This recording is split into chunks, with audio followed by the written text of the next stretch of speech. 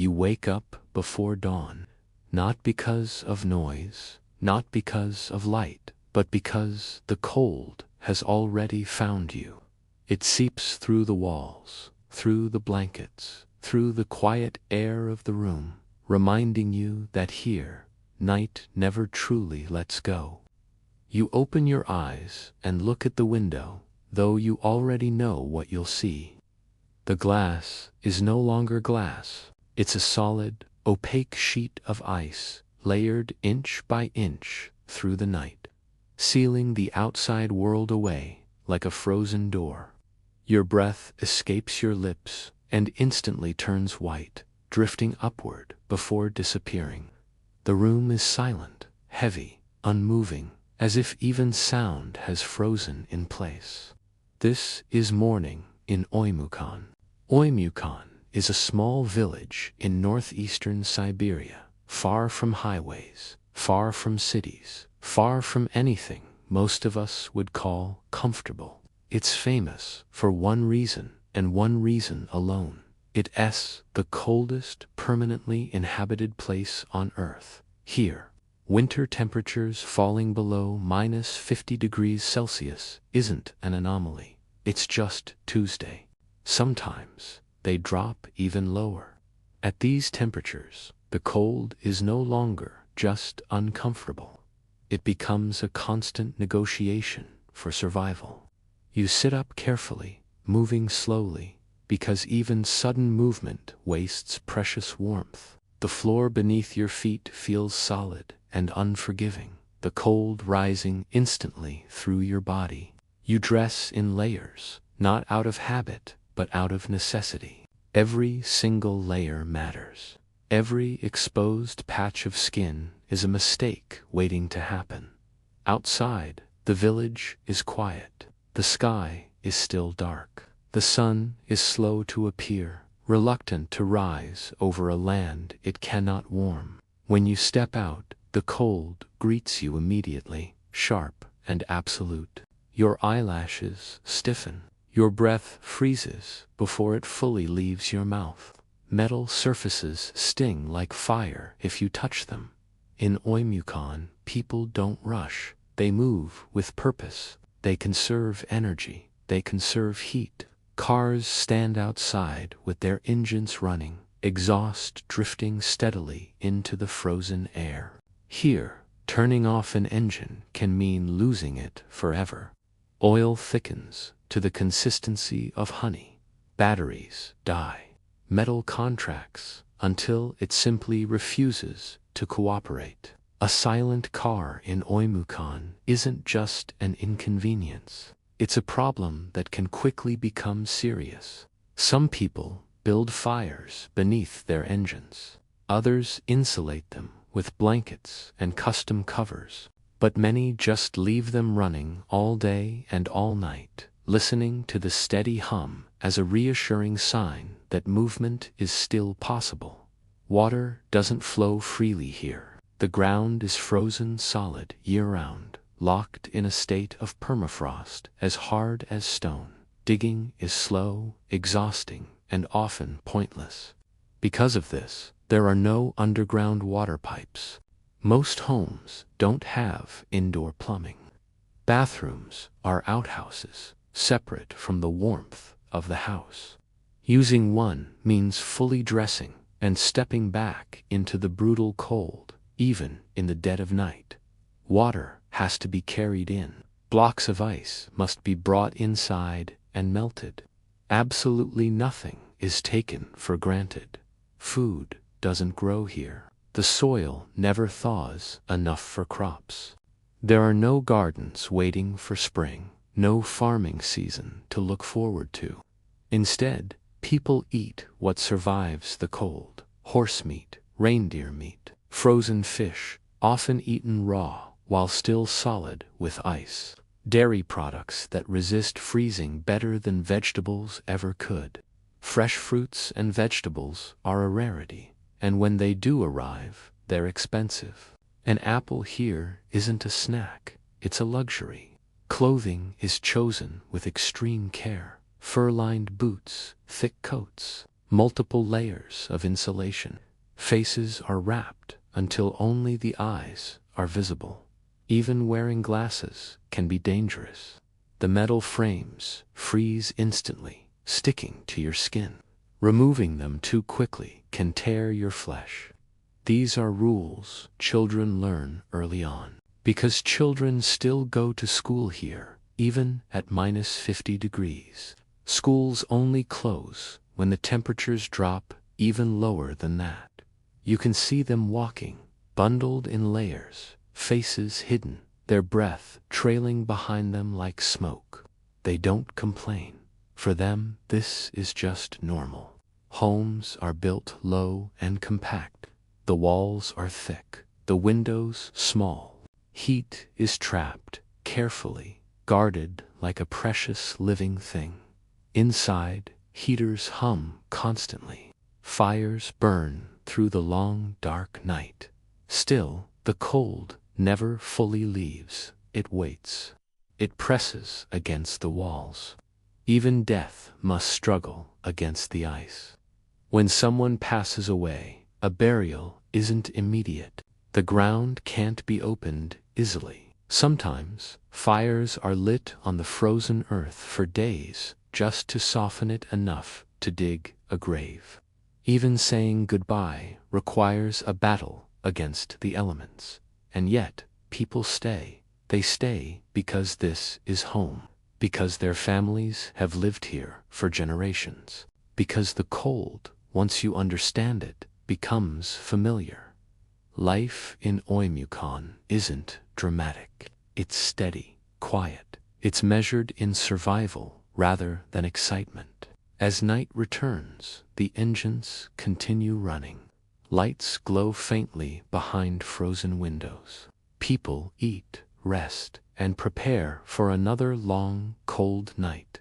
Tomorrow will be the same, and the day after that, and somewhere, far away from this frozen world, you're listening to this in warmth and safety, breathing easily, wrapped in comfort. As you go about your day, just remember that somewhere on Earth, people wake up each morning to air that can freeze their breath mid-exhale. They aren't heroes or explorers. They're just people. And somehow, against all odds, they endure. Thank you for watching. If you found this journey to the coldest town on Earth interesting, please like this video and subscribe for more stories from the far corners of our world. See you next time. Imagine a place where morning doesn't arrive with warm sunlight or the gentle sound of birds. Instead, it creeps in, a reluctant thinning of the darkness, as if the day itself is hesitant to begin. This is Oymyakon, the coldest inhabited place on Earth. Here, at -50 degrees Celsius, waking up isn't about feeling rested. It's about answering a primal call. The fire needs fuel. The house needs warmth. The day must begin, whether you want it to or not.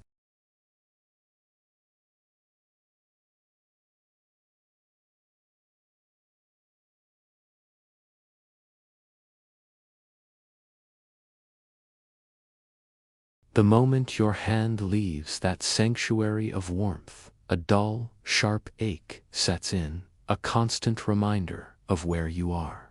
This isn't dramatic suffering. This is just Tuesday. It's routine. You sit up and you listen. The house is almost silent, but not quite.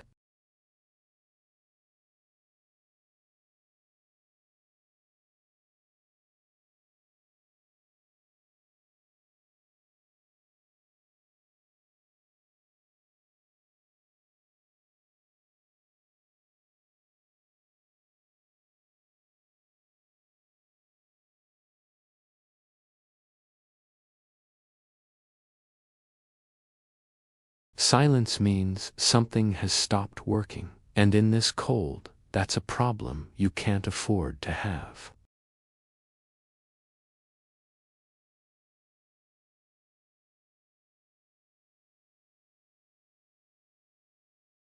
You start with the base layer, worn soft from years of use. Then comes a thicker layer, then insulation, and finally, the outer shell. Each piece has a purpose, each one tested by a cold that offers no second chances. Only when you are a walking fortress of fabric do you approach the door.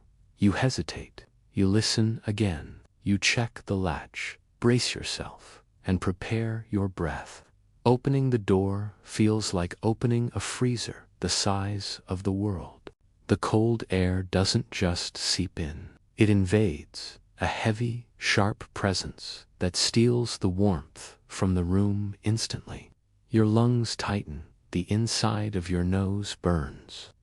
Outside, the village is awake, not bustling or lively, but awake. People move like astronauts on a distant planet, bundled into shapes that barely resemble human beings. Their faces are hidden behind scarves and hoods, their voices rarely heard. Why? Because speaking costs heat, and every calorie is precious.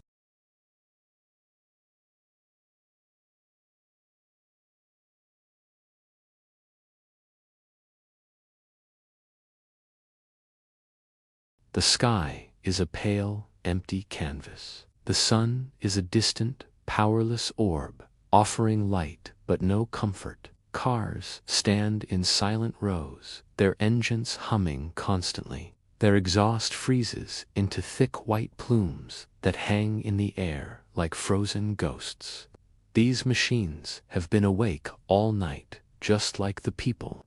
You walk to your vehicle, not to start it, but to check on it. You listen to the sound of the engine, feel its vibration through the soles of your boots. As long as it runs, you have a lifeline. As long as it runs, you are not trapped. Next comes the quest for water. There are no taps to turn, no pipes you can trust not to freeze and burst. Water here must be earned. You head to the river or a communal well, armed with buckets and an axe. You find the designated spot and begin to break the ice. It's thick, stubborn, and unyielding. You chip away, piece by piece, your movements slow and powerful. Finally, dark liquid appears beneath the solid surface. Even the water itself feels heavy, as if it resists being taken from its frozen state. You carry the full buckets back inside, muscles tense, breath steady. Spilling even a little means more work, more exposure, more time battling the relentless cold. Back inside, the air feels almost warm, though it would still be considered freezing anywhere else on the planet. Here, warmth is purely relative. Breakfast is simple. It's always simple. There's no time wasted deciding between options. Food is fuel, and that fuel must be efficient and long-lasting. You'll eat meat, fatty, frozen fish, shaved into thin strips, or rich milk products from local livestock. Fresh vegetables are a distant memory. Fruits are just stories you tell your children about other, warmer places. You eat slowly, not to savor the taste, but because eating too quickly fogs your breath, and that fog can freeze on your face. Soon, the children wake up. They don't complain about the cold. They know no other reality.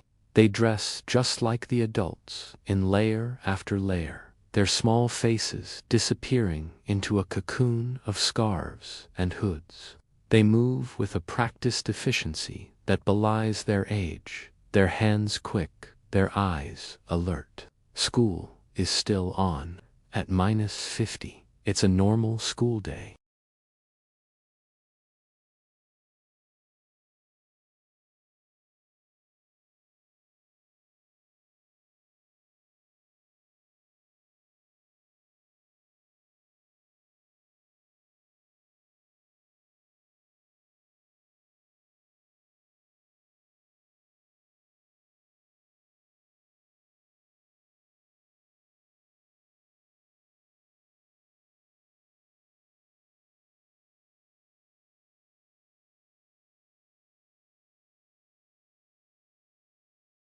It adapts.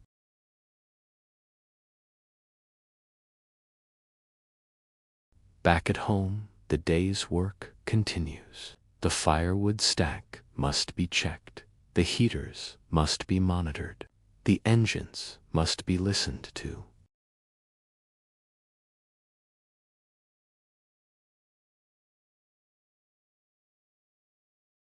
Burn too much today, and you'll have less for tomorrow.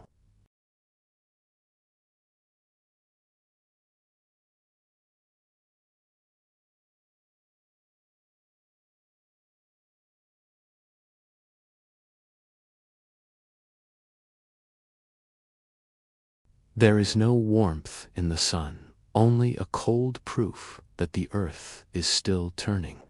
By the afternoon, the temperature hasn't improved. It rarely does. If anything, it sinks even lower as the sun begins its premature retreat toward the horizon. The cold deepens, not with a sudden blast, but with a quiet, creeping intensity. You feel it in your hands first, then your face, then your feet. Movement across the village slows even more. Voices disappear entirely. As evening arrives, light fades without ceremony. Darkness returns as if it had only stepped away for a moment.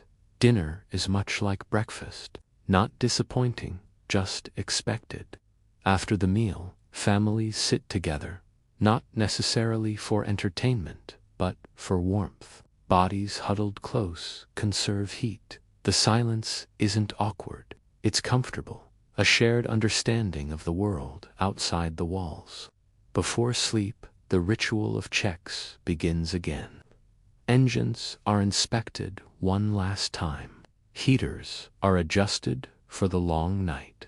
Clothing is laid out for the morning, ready for the cycle to repeat. Nothing is ever left to chance. When you finally lie down to sleep, it doesn't come easily. The cold hums in the background, a constant, low-frequency threat. You listen to the heater. You listen to the engine outside. As long as those sounds continue, the night can pass safely. Sleep comes in fragments, light and shallow, your body never fully letting go of its vigilance. And then morning will come again, not gently, not kindly, but it will come reliably. In Oymyakon, survival isn't about grand acts of courage. It's about routine. It's about a profound respect for a cold that does not negotiate. It's about living a life dictated by the thermometer. As you listen to this story, wrapped in warmth, breathing easily, remember this: somewhere on Earth, people are waking up to a cold that could kill them if they forget even one small rule. They don't complain, they don't dramatize, they simply live.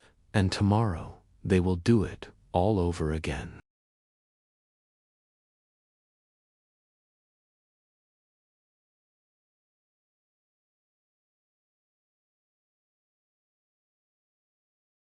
In most parts of the world, when you park your car, that's it. The engine cools down, the metal settles, and the vehicle basically goes to sleep until you need it again. But there's a place on Earth where a parked car never truly rests, a place where silence from a vehicle isn't peaceful. It's a cause for alarm. Welcome to Oymyakon, Russia, one of the coldest inhabited places on the planet. Here, you hear the cars before you ever see them. It's a low, constant hum that hangs in the frozen air. It's the sound of engines running, even when there's no one inside. This isn't just noise, it's the sound of survival. In Oymyakon, turning off your car completely is a decision you weigh very, very carefully. More often than not, it's a decision you just don't make. Why? Because extreme cold fundamentally changes the way machines work. When temperatures plummet to -50 degrees Celsius, and believe me, they go even lower, physics starts playing by a different set of rules. Engine oil thickens into a dense sludge, refusing to flow. Car batteries lose their charge almost instantly. Metal contracts, shrinking just enough to break parts that once fit together perfectly. An engine in this kind of cold doesn't forgive mistakes. If a car is allowed to cool down too much, there's a very real chance it will never start again. You can turn the key, and all you'll hear is a pathetic groan from the starter as the battery gives up its last spark of life. The engine simply refuses to turn over. A silent car here isn't an inconvenience. It's a serious problem. It's a warning sign. Imagine stepping outside into the biting cold. You walk towards your car, and the steady vibration and the low rumble of its engine are the most reassuring things in the world. The exhaust fumes billow out, freezing into pale white clouds that seem to hang in the air for an eternity. You place a gloved hand on the hood and feel that faint, life-affirming vibration. As long as it's vibrating, you can go places, and movement is everything here. Without a working vehicle, even short distances become incredibly dangerous. The cold is relentless. It strips heat from your body faster than you can generate it. Any time spent outdoors has to be measured in minutes, not hours. A simple walk to the store can turn into a life-threatening ordeal if you're not prepared. So, how do people manage? They get creative. Some build small, insulated sheds around their cars, like little garages. Others wrap the engines in thick layers of blankets and insulation to trap as much heat as possible. There are even those who resort to lighting controlled, careful fires beneath the engine block, a risky dance to keep the metal from freezing solid. But every single one of these solutions is just a temporary truce, a constant negotiation with the overwhelming power of the cold. The entire village carries a faint, persistent smell of fuel. It seeps into your clothes, your hair, the walls of your home, but no one complains. It's just accepted as the price of mobility, the scent of being able to move. People here listen to their engines the way farmers listen to the weather.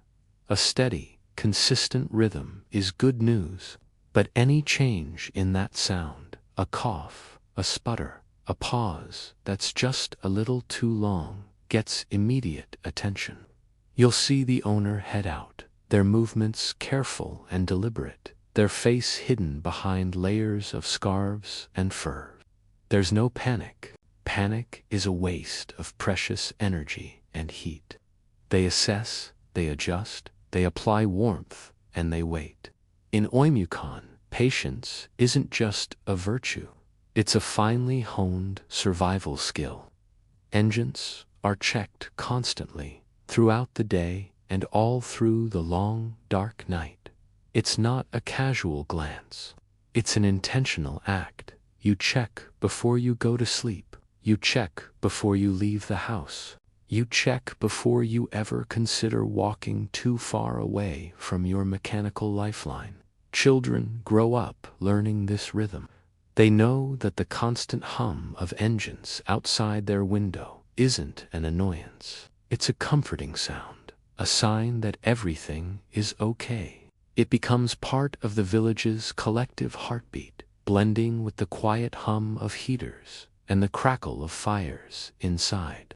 Of course, sometimes, despite all the effort, a car does fail. When that happens, the community responds, not with loud drama or urgency, but with quiet efficiency.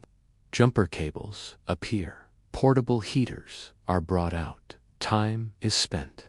No one complains about the cold while they work, because the cold itself isn't the enemy.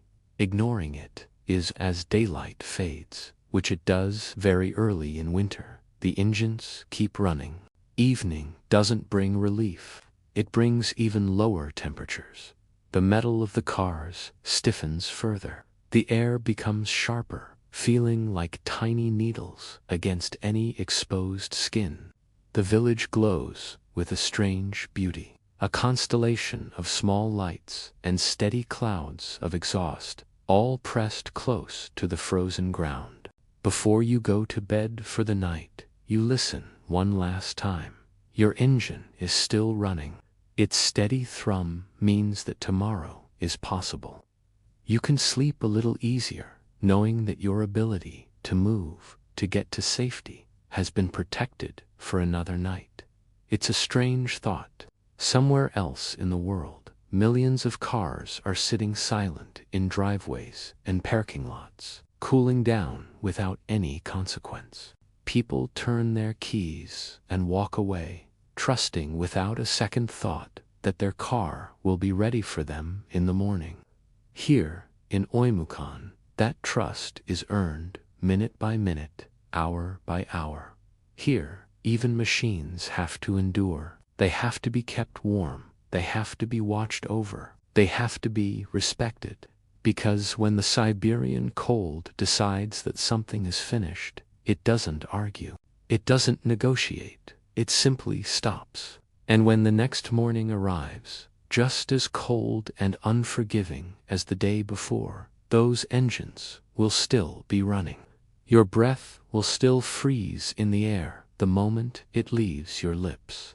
And the people of Oymyakon will step outside, knowing that sometimes survival depends on never, ever letting things truly rest.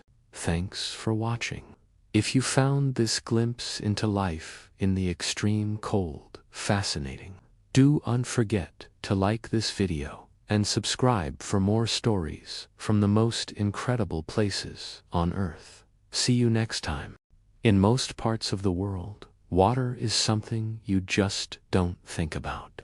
You turn a handle, you hear a rush, and you trust it will be there every single time. It's invisible, effortless. But in Oymyakon, Russia, the coldest permanently inhabited place on Earth, water is never invisible. It never arrives without effort. It never moves unless someone makes it move. The ground here is frozen solid, not just in winter, but always. Permafrost grips the earth like stone, locking everything beneath it in a permanent, icy embrace. Digging into it isn't like digging soil. It's like trying to cut into rock, a task that requires immense patience. Because of this, you can't just run pipes underground.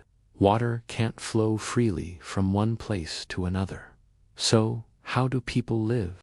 The village has adapted by doing what seems unthinkable to most of us. The vast majority of homes have no indoor plumbing. That means no running water, no showers, and no toilets inside. Bathrooms are small wooden structures standing outside, separate from the warmth of the house. They rise from the snow, quiet and exposed to the elements. Using them means getting fully dressed in layers, even in the dead of night, even when sleep is still clinging to your body. Imagine stepping outside. The cold immediately presses against you, sharp and deep. It feels like it's seeping into your very bones. The stars seem closer here, brighter in the crisp air. The sky stretches endlessly overhead, dark and indifferent to your struggle. You walk carefully across the yard, the snow crunching loudly under your boots. Your breath freezes the moment it leaves your lips, falling like fine, white powder. This isn't something you question or complain about. It's not a hardship. It's just how life works here. Water is collected deliberately. It's a chore that defines the rhythm of the day. People go to the local thermal spring, the only body of water that doesn't freeze solid, or they chop massive blocks of ice from the river to bring home. This ice is broken by hand, and the heavy blocks are carried back, sometimes on sleds, sometimes by sheer strength. Buckets of water are carried slowly and carefully to avoid spilling even a single precious drop. Every movement costs you body heat. Every spill costs you time and energy. Inside the house, the ice is melted over a fire or a stove. But even this isn't a simple task. It has to be done patiently. If you apply too much heat too quickly, the container can crack. Too little heat, and you're just wasting precious fuel. Everything is a delicate balance. You learn to listen to the water as it warms up, to the faint sounds of the ice surrendering to the heat, inch by inch. Over time, that sound becomes familiar, almost comforting. It's the sound of life. Washing is done sparingly. It's not because cleanliness isn't important, but because exposure to water in this climate is genuinely dangerous. Wet skin loses heat incredibly fast. A simple mistake, like getting your gloves wet, can lead to frostbite in minutes. So clothes are washed only when absolutely necessary. Hands are cleaned quickly. Faces are wiped gently. Nothing is ever wasted. They watch their parents measure water carefully, melt the ice patiently, and move with a sense of purpose. They grow up understanding that water isn't an endless resource that flows from a tap. It is something that is earned every single day. This mindset extends beyond the home. At school, the rules are the same. Water is limited. Breaks are short. Doors are kept closed at all times. In any public building, warmth is guarded fiercely. Doors open and close in a flash. Windows remain sealed shut against the cold.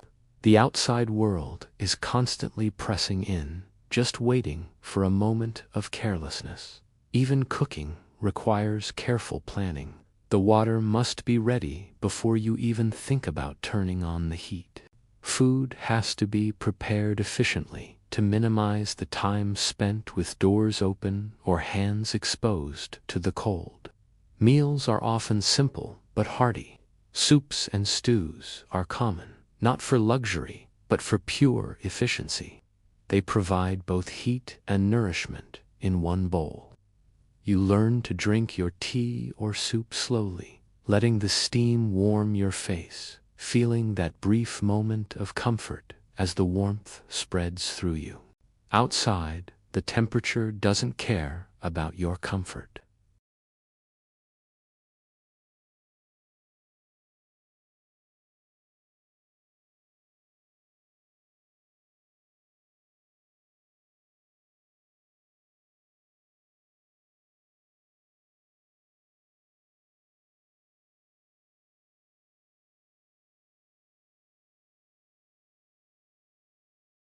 Everything has a process, and everything has its place. As evening approaches, the cold deepens. The sky dims quickly, and movement outside slows down. There's usually one last trip to be made, one last task to complete, fetching water for the night.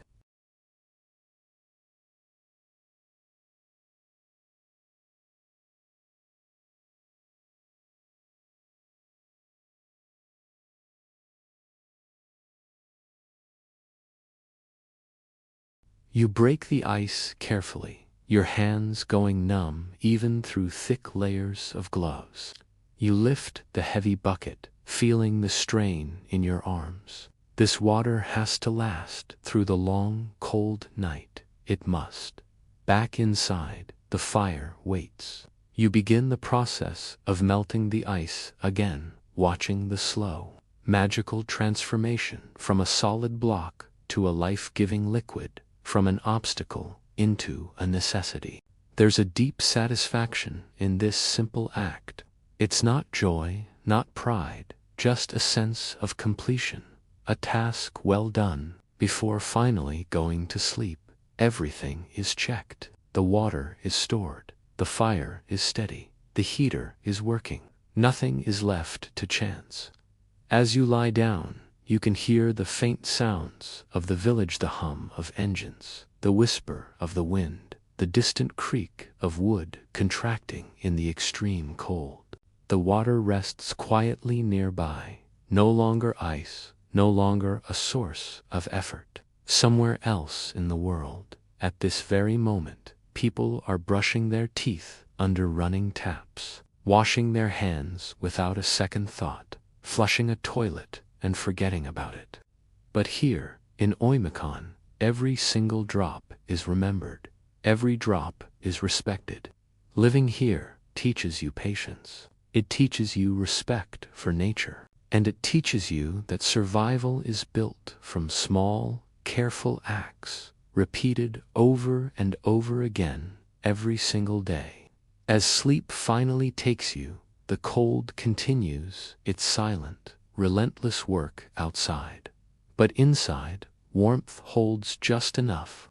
The water waits, and tomorrow, the entire process will begin again, steady and unchanged. In Oymyakon, Russia, the coldest permanently inhabited place on Earth, food isn't about pleasure, it's about survival.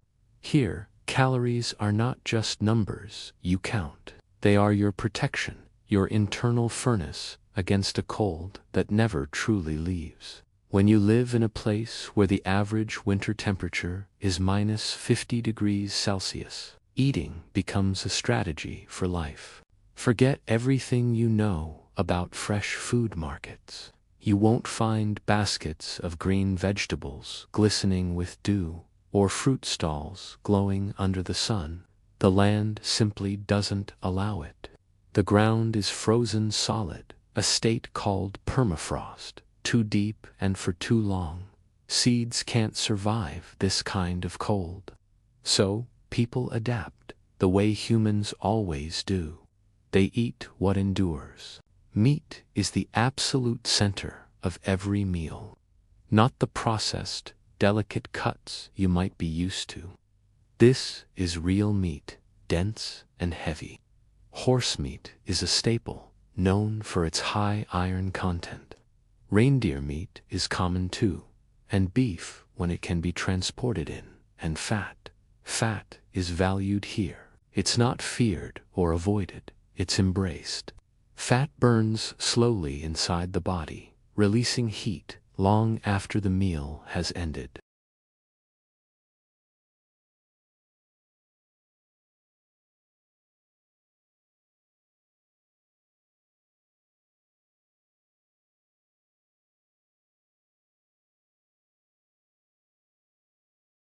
Fish comes from the ice-cold rivers and lakes, frozen stiff as a board the moment it's pulled from the water.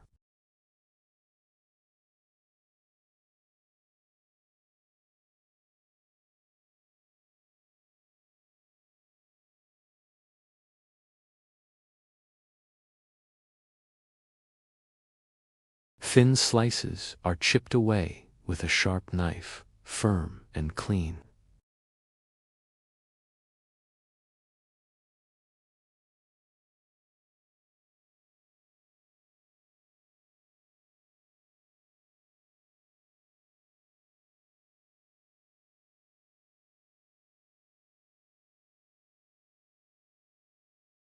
To an outsider, it might sound impossible. To a local, it tastes like home. Vegetables are rare and precious visitors. When they do arrive, they've traveled thousands of kilometers, making them incredibly expensive and fragile. A single tomato here isn't a casual snack, it's a luxury. Children grow up understanding this reality. They don't expect a wide variety of foods. They expect consistency and reliability. The day's meals follow a simple, powerful rule: warmth first, energy second. Breakfast is warm and heavy, maybe a thick porridge, with meat added when it's available. Lunch is much the same. Dinner is an unhurried ritual. You can imagine it: a fire crackling, steam rising from a hot bowl, Eating becomes a pause, a defense against the relentless cold. You sit close to the heat, bowl in your hands, breathing slowly. With each bite, you can feel the warmth spreading from the inside out. Outside, the temperature doesn't budge, but inside, something changes. And what about drinks? They are hot, always. Tea is a constant companion, sipped throughout the day, not just for flavor, but for the warmth it provides. People hold their cups carefully, letting their hands linger, absorbing every bit of heat. Now, you might think alcohol would be a big part of life here, but you'd be mistaken. While it exists, it's not the hero people imagine. It gives you a false sense of heat, a brief flush, but then it actually steals warmth from your core. The people of Oymyakon know this. They respect alcohol, but they don't rely on it for survival. Even the act of cooking requires careful planning. You can't just decide to whip something up. Water must already be melted from ice. The fire must already be steady and strong. Nothing is spontaneous. When food supplies run low, they are rationed calmly. Panic wastes energy, and fear wastes heat. The people here are not easily rattled. Children learn from a young age that food is not a form of entertainment. It's a partnership. You eat, and the food helps you survive. You respect it, and it stays with you longer. You won't find people dealing with late-night cravings or idle snacking. Hunger is treated with the seriousness it deserves. Meals are aligned with the rhythm of the day, with the precious hours of daylight, and with the cycles of warmth from the stove. The cold itself shapes your appetite. When visitors come from the outside world, they often struggle at first. The food feels heavy, too rich, too simple. But after a few days in the piercing cold, their bodies begin to understand. Their hunger changes. The craving for light salads and sugary snacks fades away. The deep, primal need for warmth takes over. Food stops being about desire and becomes about endurance. During the brutal winter storms, when travel is impossible and supply trucks can't get through, families rely on their stored meat. It's frozen naturally by the environment, preserved perfectly. Nothing spoils. Time seems to slow everything down. The entire village is its own walk-in freezer. Sharing food is also a fundamental part of life, but it's born from logic, not just charity. Survival is a team sport here. Neighbors exchange meat, fish, and fuel, often quietly and without ceremony. It's a practical transaction. Food connects people, not just socially, but as a network of survival.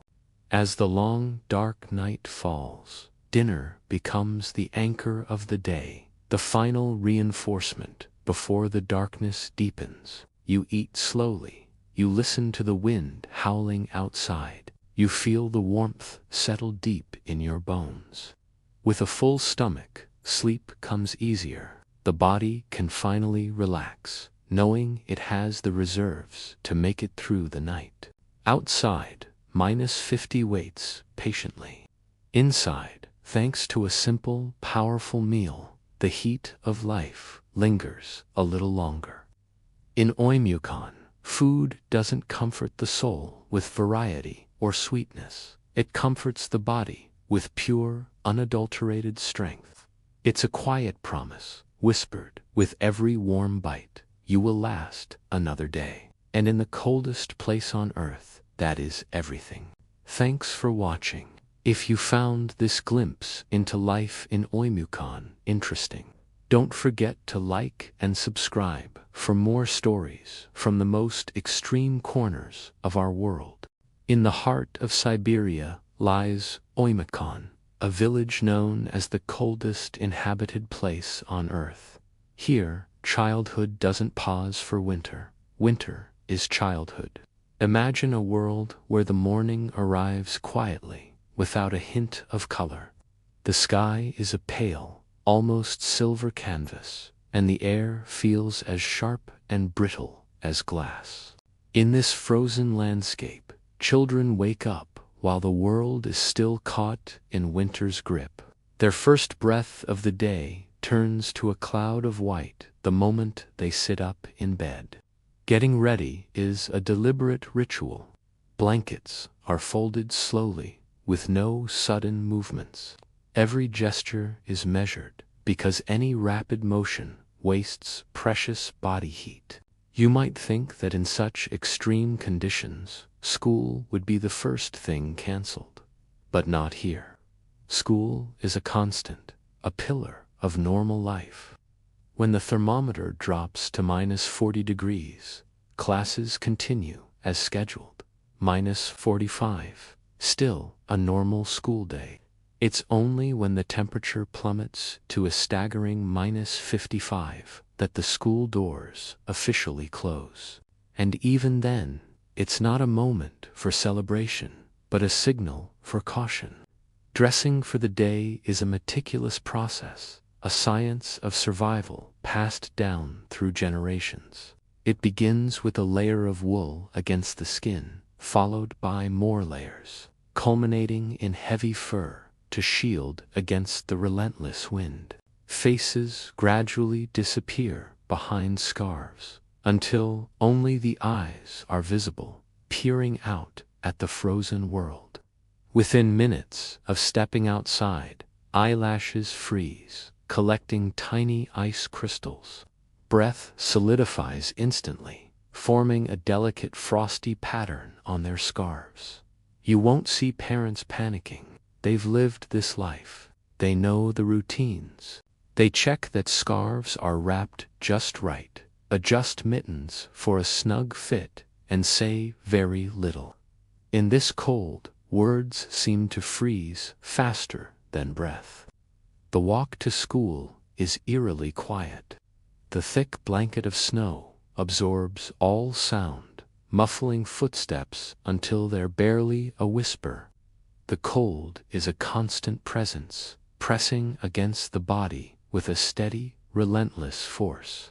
It doesn't shock you. It simply surrounds you, a fundamental part of the environment. Children move with small, efficient steps. Running is a bad idea. It makes the lungs burn with the frigid air. A slow, steady pace is safer and smarter. Inside the school building, a gentle warmth awaits. It's not the blasting heat you might expect. Too much warmth can be dangerous, making the body forget the extreme cold it must soon face again. Coats are removed slowly, and as they come off, steam rises from the fabric. You can hear a soft, crackling sound as the ice embedded in the cloth begins to melt. The classrooms themselves are simple, free from distractions. Here, focus serves a dual purpose. It aids learning and helps keep the mind warm. Teachers speak in calm, measured tones. Loud voices are an unnecessary expense of energy. The lessons proceed as they would anywhere else in the world: math, reading, history. While outside the world is frozen solid, inside, the sound of pencils scratching on paper fills the room. The children listen intently, their cheeks flushed red from the cold, their eyes focused. This is their normal. Even recess happens. It's short, of course, just 5 minutes outside, but it's an essential break. Standing outside in such temperatures feels like a personal challenge. The children huddle together, moving just enough to keep their circulation going. You won't hear any complaints. Complaining doesn't make you warmer. Hands stay buried deep inside mittens, and faces remain covered. When the bell rings to signal the end of recess, the relief is palpable but quiet. There's no shouting, just a swift, orderly motion back towards the warmth of the school. Teachers, Watch over them with a practiced, careful eye. Frostbite is a silent threat. It doesn't announce its arrival loudly. Back inside, noses and cheeks tingle as they slowly warm up. Sometimes, a soft laugh escapes. It's not because something is particularly funny, but it's a quiet affirmation of being alive and warm again.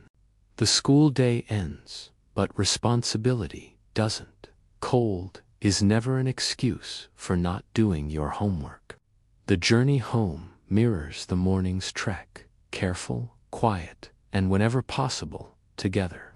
Behind the frost-covered windows of their homes, parents wait. Doors open and close quickly to trap the heat inside. The warmth wraps around the small, returning bodies like a comforting blanket. Mittens are placed near a heat source to dry, and scarves are hung up slowly. A cup of hot tea appears, almost magically, without anyone needing to ask. When they talk about their day, the stories are not dramatic tales of survival. They are simple accounts of a normal day, because, in Oymyakon, today was normal. Resilience isn't taught through grand speeches or motivational posters. It is lived, practiced, and absorbed every single day. Children in Oymyakon learn a fundamental lesson from a very young age. Comfort is not a guarantee, but stability can be built even in the harshest of conditions. They don't fear the cold. They respect it. School teaches them numbers, letters, and the history of the world. But it's the village, the environment itself, that teaches them endurance. By the time these children grow up, the extreme cold is no longer an enemy to be fought. It is simply a condition of life, something to be worked with, not against. Night falls, early in the Siberian winter. Under the warm glow of a lamp, homework is completed. Outside, the cold waits, a constant, silent sentinel. But inside these children, something far stronger has taken root and is growing quietly. It's not just toughness or bravado, it's adaptation. And that is a lesson that will last them a lifetime, far longer than any winter. Thanks for watching. If you found this glimpse into life in Oymyakon fascinating, don't forget to like, subscribe, and hit the bell for more stories from the far corners of our world.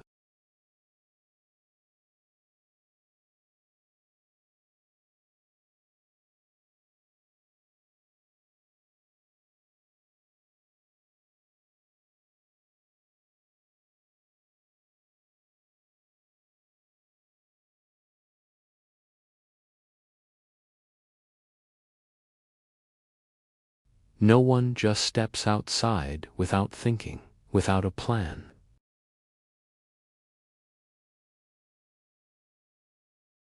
Cars here aren't just vehicles for getting from A to B. They are survival machines. You'll notice something strange. Car engines are almost never turned off.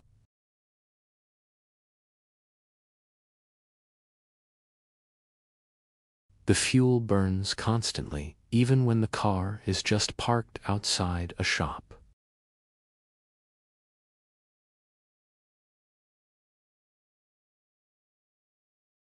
The metal becomes brittle, the oil thickens into a sludge, and batteries completely surrender to the cold.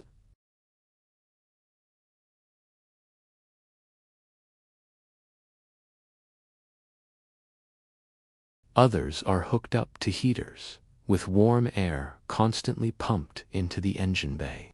Garages aren't just for storage. They're heated like living rooms, sometimes even warmer, to protect the vehicles inside. When you're sitting in a running car, there's this constant sound, a low, steady hum. It's like a mechanical heartbeat, and it's a sound people learn to trust. In Oymyakon, silence is dangerous. Silence means the engine has stopped.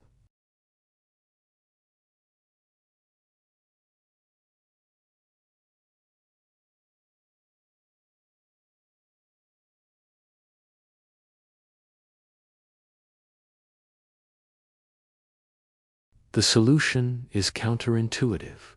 Drivers have to crack their windows open just a little bit. The fresh, freezing air that comes in prevents ice from building up on the glass. Yes, that cold air burns your lungs when you breathe it in, but a frozen, opaque windshield blinds you much faster.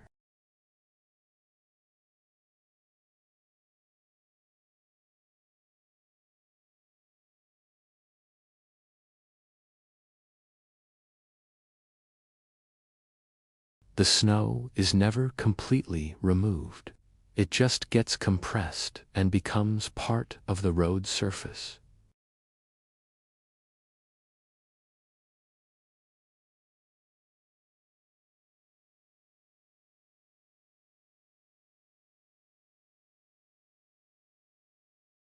Exposure can kill you, quietly and quickly. That's why people carry survival kits in their cars, even for short trips across town. Extra clothing, heavy blankets, traditional fur hats called ushankas, and often gloves worn inside other gloves. Every single journey requires this level of preparation. Even just walking is a serious business. There's no leisurely wandering, no spontaneous detours. People move with intention, choosing paths that are shielded from the wind. Buildings become barriers against the biting gusts, and snowbanks become protective walls. The wind is the real enemy.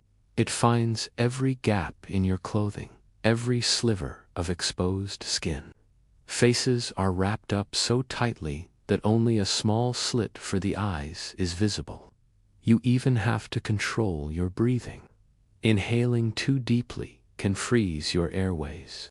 Children are taught this from a very young age. Take short, shallow breaths and always breathe through a scarf or some other fabric.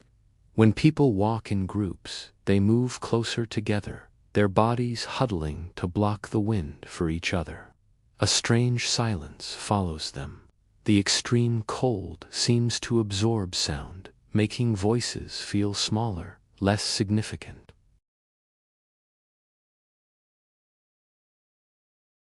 You'll only see hands immediately reaching out to help.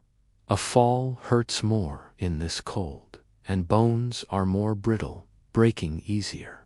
When you finally get inside a public building, the warmth is steady, but it's a shock to the system. The sudden change in temperature can cause dizziness. Your body has to adjust, slowly. You'll see people sitting quietly at first, just waiting, letting the blood return to their numb fingers and toes. That numbness slowly fades into a prickly, stinging pain. But that pain is a good sign. It confirms you're safe, that you're surviving.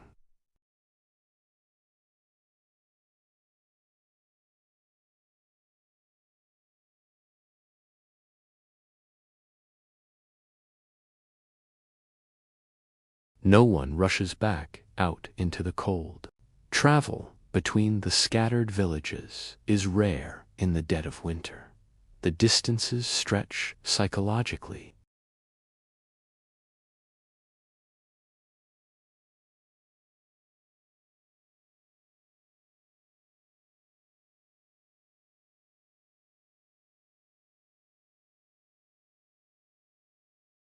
In these conditions, only the locals know where to go.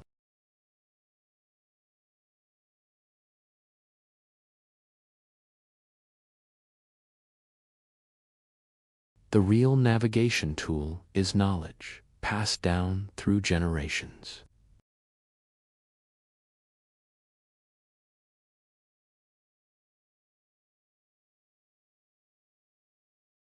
The land itself teaches you how to find your way.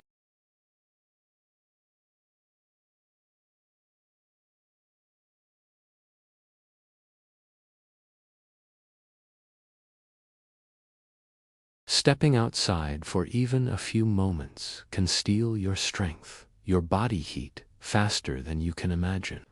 Meals are eaten inside the vehicles, Hot tea carried in metal thermoses. Plastic becomes brittle and cracks in the cold. Only metal can be trusted. When a traveler finally reaches their destination, when they get home, the feeling is one of silent, profound relief. There's no loud celebration. It's just the sound of a heavy door closing, sealing out the cold. It's the feeling of warmth slowly returning to your body. People will often sit still for a while, just letting the cold release its grip. Travel in Oymyakon isn't really about movement. It's about return. Every journey, no matter how short, begins with a silent question. Will I make it back warm? In this place, home isn't just a place. Home is a temperature. And every trip outside is a negotiation with the cold. The cold doesn't chase you. It doesn't need to. It just waits, patient and endless. And the people who live here learn to move carefully, respectfully, within its unyielding rules. Thanks for watching. If you found this journey into the world's coldest town fascinating, make sure to like, subscribe, and hit the notification bell so you don't miss our next adventure. In the heart of Siberia lies a place called Oymyakon, one of the coldest inhabited places on Earth. Here, the relationship between human and nature is redefined. It's not a battle. It's a negotiation, a constant, quiet dialogue with the cold. And in this dialogue, the human body begins to change. Not dramatically, not overnight, but slowly, meticulously, reshaping itself for survival. The first thing to change isn't the body itself, but the habits that control it.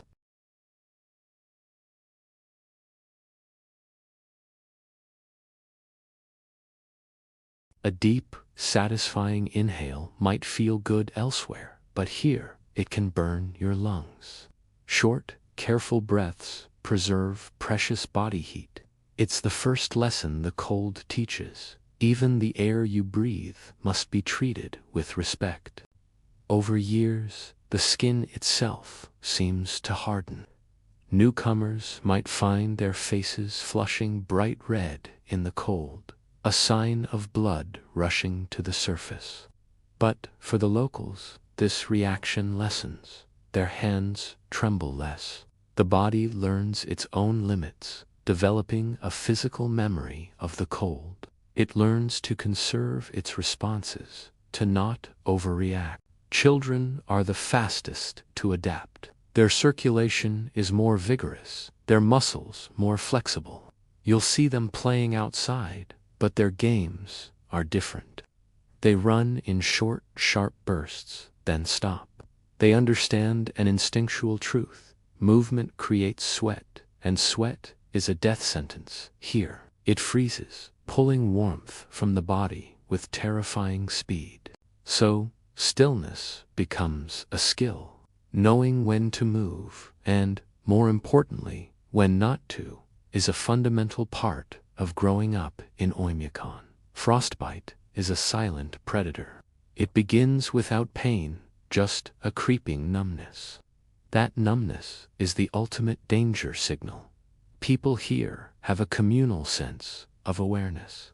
They constantly check each other's faces for the telltale white patches of frozen skin. A quick, firm slap or a gentle rub with snow can bring the blood rushing back. The return of pain, that sharp, stinging sensation, is a moment of profound relief. It means you're still alive. Eyes require special protection. The intensely cold, dry air can dehydrate them in seconds. Blinking can be a hazard, as the moisture on your eyelashes can freeze them shut. In a strong wind, people instinctively lower their gaze, narrowing their field of vision to shield their eyes from the direct assault of the cold. Life in Oymyakon is a constant, high-stakes metabolic marathon. The body burns calories at an astonishing rate just to maintain its core temperature. Even standing perfectly still is a workout. Hunger is a constant companion. Fat is not an enemy, it's essential fuel. Protein is transformed into warmth. A thin frame struggles to generate and retain the necessary heat to survive. Every meal is a deposit into the body's energy bank, a critical investment against the relentless cold. Sleep itself is transformed. People don't just sleep, they enter a state of layered, communal hibernation. They sleep wrapped in multiple blankets, often pressed together to share body heat. Beds are raised off the floor because the cold seeps up from the frozen ground, stealing warmth. Mattresses are thick, and sleep is never truly deep. It's lighter, more alert. The body is always listening for the cold's encroachment. People wake frequently, almost unconsciously, to flex their hands and curl their toes. Simple movements to check their circulation and confirm that every part of them is still warm, still alive. Even illness behaves differently here. A high fever, common elsewhere, is rare in Oymyakon. But when it happens, it's incredibly dangerous.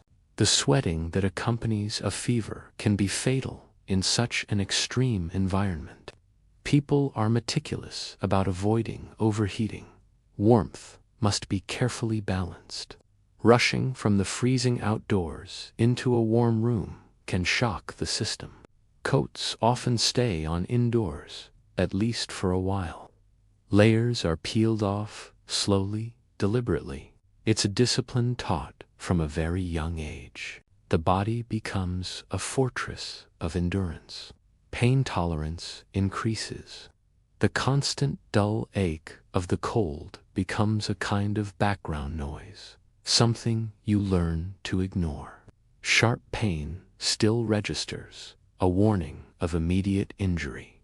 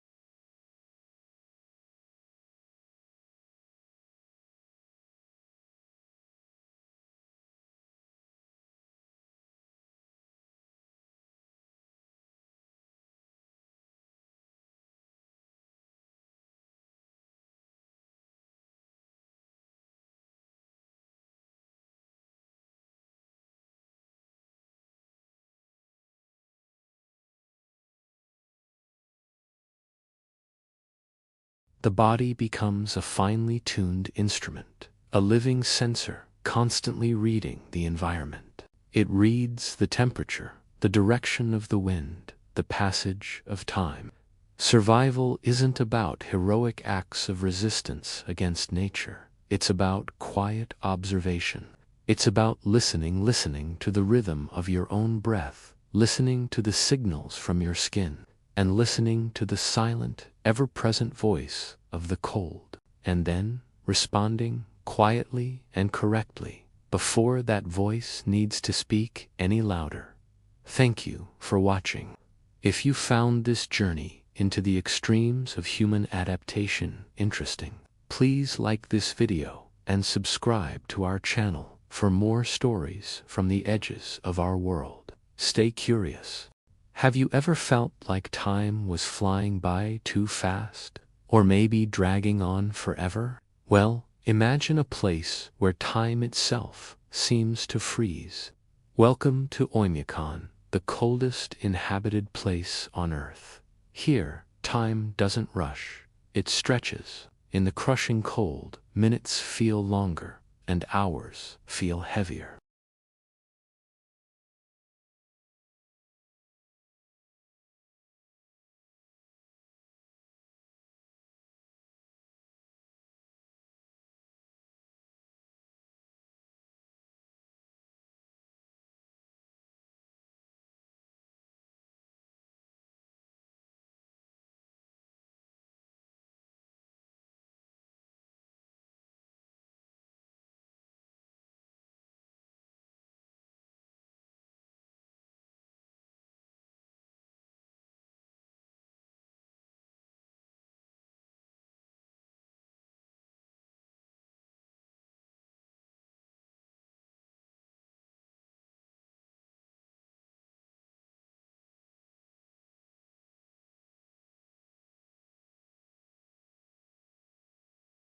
The deep, inky blue of the polar night slowly yields to a bruised gray, which then softens into a pale, ghostly white. That is morning. Work starts with a deliberate slowness. Hands must be coaxed awake. Stiff joints resist movement as muscles remember the biting cold from the day before. People will stand perfectly still for a few moments before even attempting to walk, just letting the blood begin to circulate, preparing the body for the battle ahead. Step outside, and you enter a different sensory world. Sound travels strangely in the dense, frigid air. It carries noise farther, sharper. A distant dog bark seems to echo for an eternity. The crunch of your own footsteps underfoot is amplified, a loud, percussive rhythm against a profound silence. The silence in Oymyakon feels deeper, heavier, more present than anywhere else on the planet.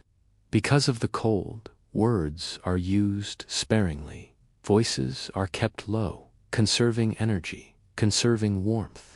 Every spoken word instantly creates a thick cloud of fog, your breath freezing mid-sentence.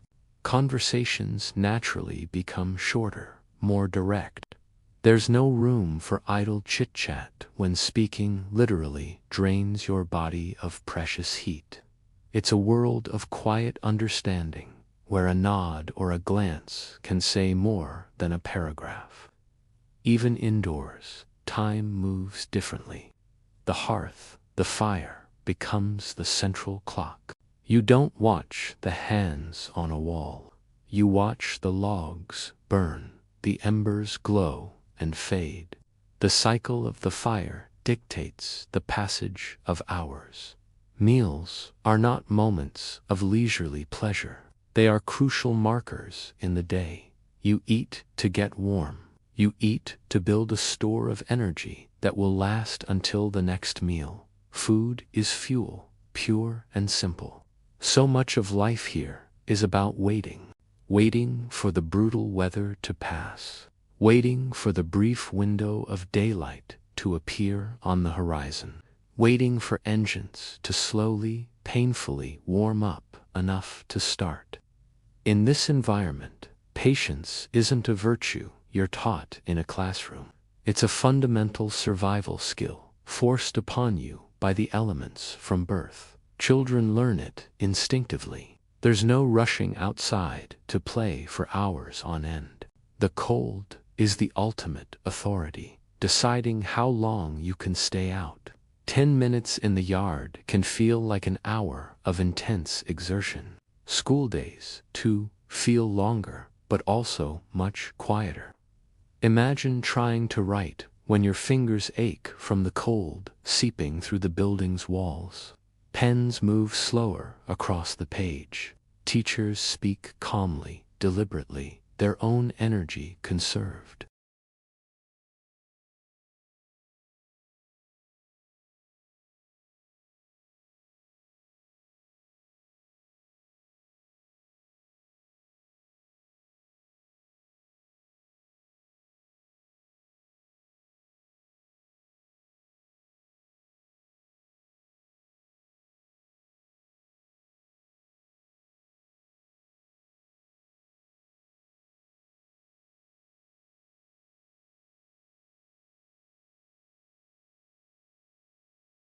With fewer distractions and the world outside locked in ice, the mind turns inward.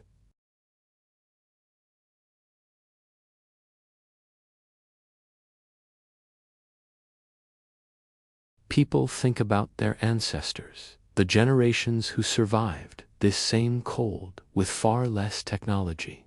This shared struggle with the cold connects generations across time. Stories passed down through families become a way to pass the long hours, a more meaningful measure of time than a ticking clock. Even sleep is different. It's not a long, unbroken rest. It's often a series of shorter sleeps, with frequent moments of waking. The body's internal alarm is constantly checking, making sure the cold hasn't crept in too far. The night feels endless, a vast expanse of darkness and cold. But the dawn always arrives. And that simple, reliable promise matters more than anything.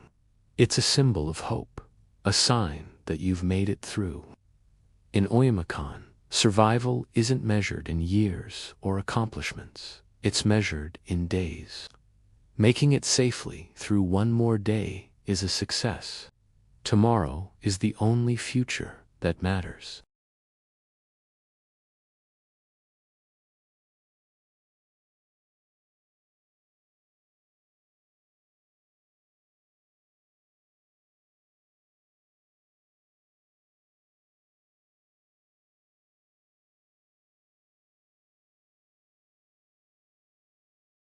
And in this profound, quiet slowness, something strange and beautiful happens. Moments stretch, but because they do, they are noticed, they are felt.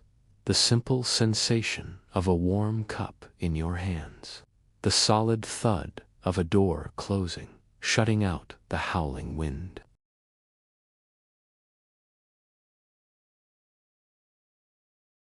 These small, fleeting things become immensely important. They are the texture of life. Here, time does not fly. It walks with a slow, steady, and deliberate pace. And the people who live and thrive in Oymyakon have learned to walk with it in perfect, frozen step. Thank you for watching. If you found this glimpse into a different world interesting, please like this video and subscribe for more stories from the corners of our planet. Stay curious. In Oymyakon, cold is not just a feeling. It's an architect of the mind. It rewires how you think, how you decide, and even how you remember. Imagine living in a place where the air itself is a constant, invisible force shaping your every action. The first lesson the cold teaches is restraint. You learn not to waste a single motion, not to waste a single word. Every movement is measured, every breath is deliberate. Why? Because sudden action hurts. Skin can crack in an instant. Lungs burn if you gasp too quickly. So, your mind learns to slow down. Your thoughts become intentional, considered. This creates a unique kind of calm. It's not necessarily peace, but it is absolute control. Panic is a luxury people here cannot afford. Panic leads to mistakes, and in Oymyakon, mistakes can lead to frostbite or worse. Fear is present, of course, but it's a quiet, managed presence, not a screaming terror. Children in Oymyakon grow up watching their elders manage extreme danger with a profound sense of calm. They see adults pause, assess, and then act with precision. They absorb this behavior without even realizing it. By the time they are young teenagers, they have an innate understanding of their own limits. They know when to stop, when to turn back from the biting wind, when to seek shelter. The cold becomes their silent, invisible teacher. It rewards patience and punishes carelessness with unforgiving severity. In this environment, mental endurance becomes far more important than physical strength. Strong muscles can freeze just as easily as weak ones, but a strong will, a mind that can adapt, is what ensures survival. The people of Oymyakon don't fight the cold, they cooperate with it. They learn its rhythms and respect its power. This cooperation is a ritual. They dress slowly, deliberately, layer by protective layer. They move in short, calculated bursts, resting before exhaustion ever has a chance to set in. This physical discipline seeps into the mind. Over time, people become less impulsive. They develop an incredible capacity to listen and observe. They watch the sky, the ice, the behavior of animals. They listen to the sound of the wind. Silence becomes comfortable, a natural state of being. The long, dark winter nights are a training ground for the mind, teaching it to sit with itself, with no constant stream of digital distraction. No endless noise from the outside world. There is just the crackle of the fire, the rhythm of your own breath, and the slow passage of time. In this quiet thoughts stretch out. Some are heavy, carrying the weight of the endless winter. Some are memories, sharp and vivid. In the stillness, people remember faces of those long-gone winters they survived, and winters that claimed others. It's as if the cold preserves memory, making it clearer, more potent. Stories are told and retold, passed down through generations. Grandparents speak slowly, their words chosen with care, and children listen with a focus that is rare in our modern world. History doesn't just live in books here, it lives in the voices that echo in warm kitchens. The mind also adapts to a profound sense of isolation. Loneliness is a given, an expected part of life, so you learn to live inside your own head, to be your own companion. Entertainment is simple, rooted in necessity and connection. It's found in conversation, in the shared task of repairing a tool, or simply in the act of remembering together. The cold strips away all distraction, all pretense. There's no room for pretending you're okay when you're not. If you are tired, you stop. If you are cold, you go inside. There is no performance of heroism, only the quiet, persistent act of survival. This way of life cultivates a deep, quiet resilience. It's not a loud, chest-beating strength. It's the understated ability to endure without complaint, without announcement. People don't complain much about the cold. Complaining wastes energy and changes nothing. Instead, they adjust. They mend what's broken, add another log to the fire, and carry on. Mental strength here is subtle. It's the simple, powerful ability to wake up each morning, face the same brutal conditions, repeat the same essential routines, and accept your limits without anger or despair. The cold trains a profound sense of acceptance. But this isn't surrender. It's a clear-eyed understanding of what cannot be changed, which allows you to focus all your energy on what can. You can't change the temperature, but you can control the fire, the food, your own movement. This clarity sharpens the mind, stripping life down to its essential components. And strangely, this reduction makes life feel lighter, not heavier. The mind learns to let go of the unnecessary, of the frantic urgency that defines so much of modern life. Time slows down, thoughts deepen. The cold shapes the people of Oymyakon quietly, from the inside out. You can't see this transformation by just looking at them, but it lives within them. You can feel it in their patience, see it in their calm, and witness it in the way they face another winter morning. There is no drama, no hesitation. They step out into the freezing air, already knowing it will hurt, and they do it anyway. This isn't about being fearless. It's about knowing the fear, respecting the danger, and choosing to move forward with a mind forged in ice, unbreakable and serene. Thanks for watching. If you found this journey into the mind of Oymyakon interesting, consider subscribing for more explorations into the human experience. Stay curious. In Oymyakon, silence isn't empty, it's full of breath, full of waiting. It's the kind of silence that presses gently against your ears until you stop resisting it. Here, silence isn't loneliness, it's company. During the deep winter, sound behaves differently. The thick blanket of snow absorbs noise, and the cold, dense air seems to stiffen around you. Voices fall flat, disappearing almost as soon as they leave your lips. Footsteps vanish into the powder. Even the village dogs seem to bark less, conserving their energy. People learn to live inside this profound quiet.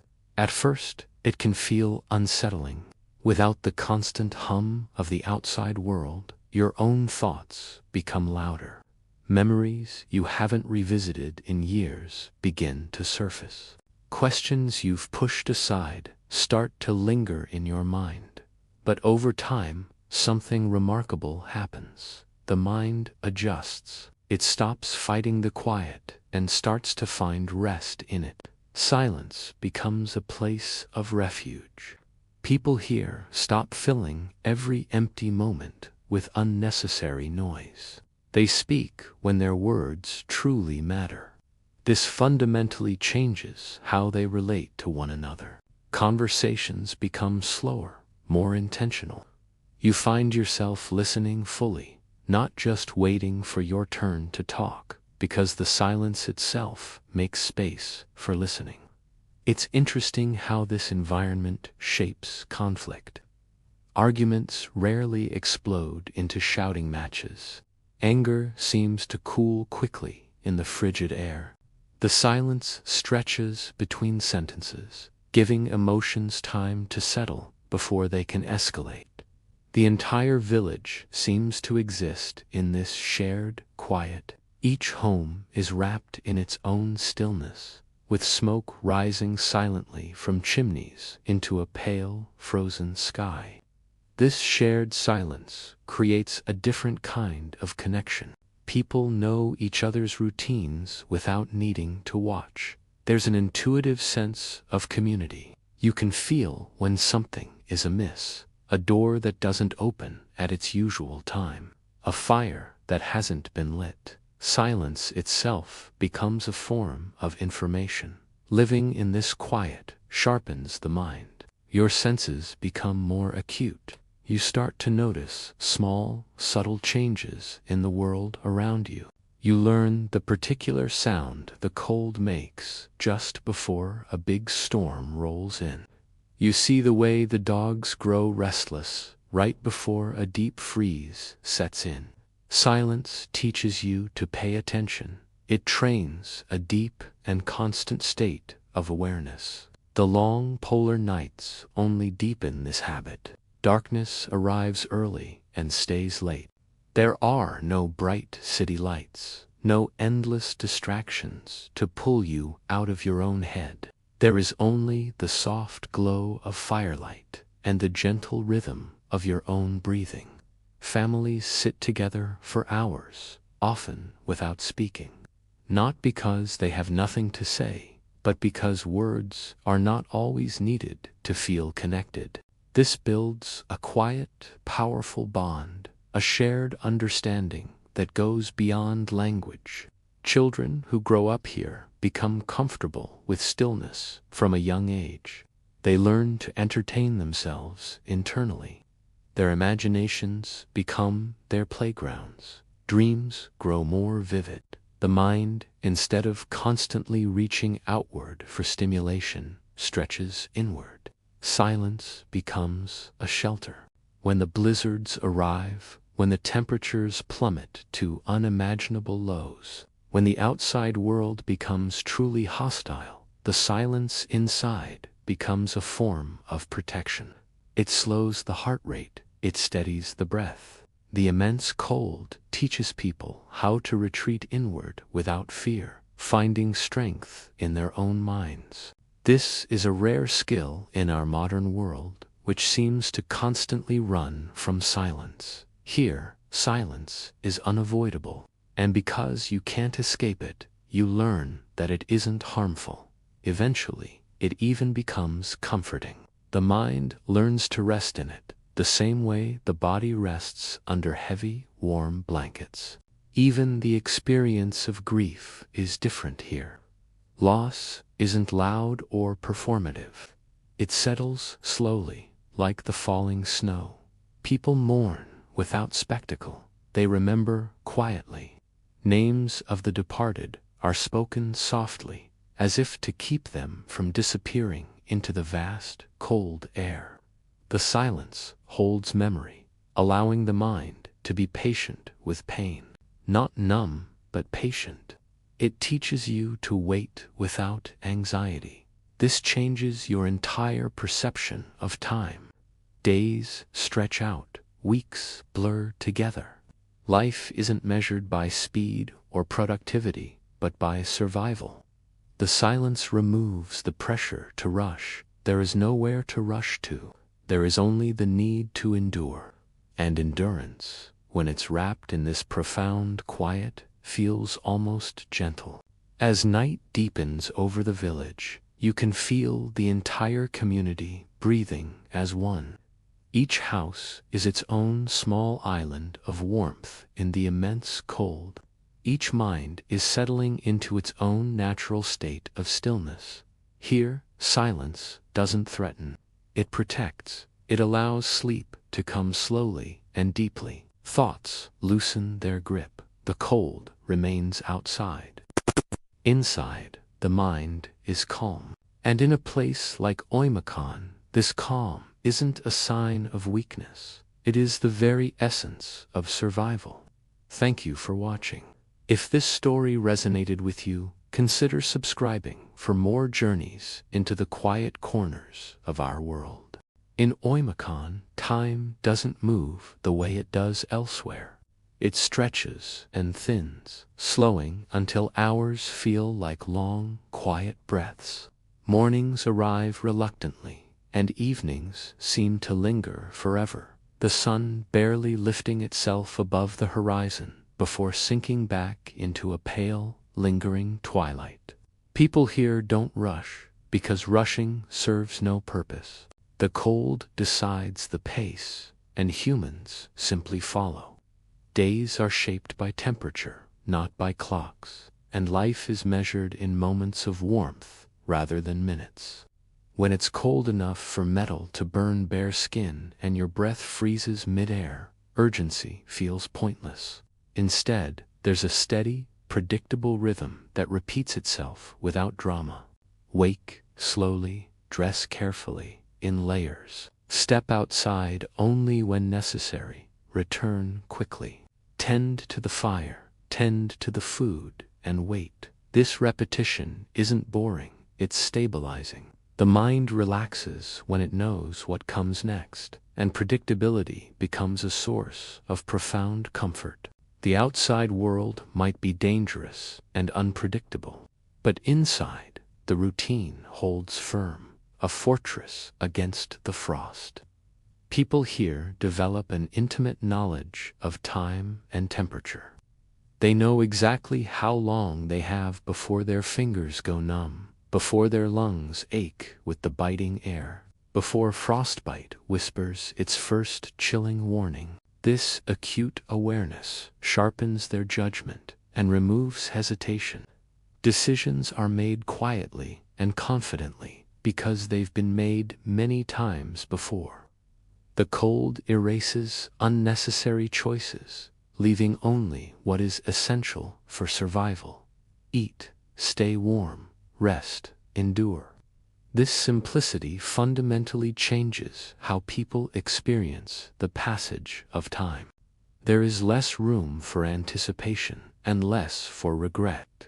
The past is accepted for what it was, the future is a distant thought, and the present is all that truly exists. Children in Oymyakon grow up sensing this instinctively. They don't constantly ask what's coming next. They learn to be fully where they are, to sit near the fire and watch the flames dance, to listen to the soft-spoken stories of adults, to wait without the restlessness of boredom. Patience becomes a natural state of being, not something that has to be forced. Winter stretches on for months, a seemingly endless expanse of white and gray. Yet, people do not obsessively count the days. Counting would only make time feel heavier, more oppressive.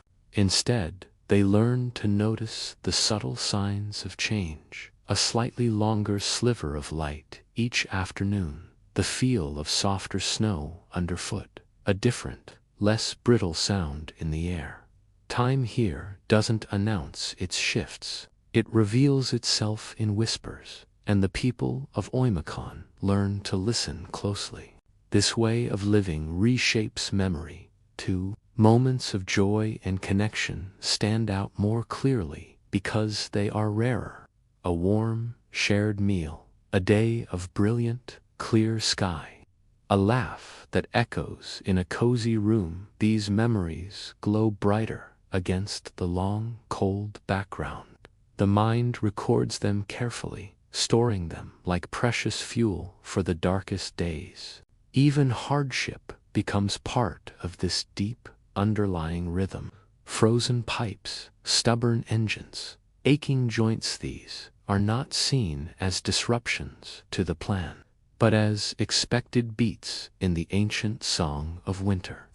Frustration exists, of course, but it passes quickly, because resistance wastes precious energy. Acceptance, on the other hand, conserves it.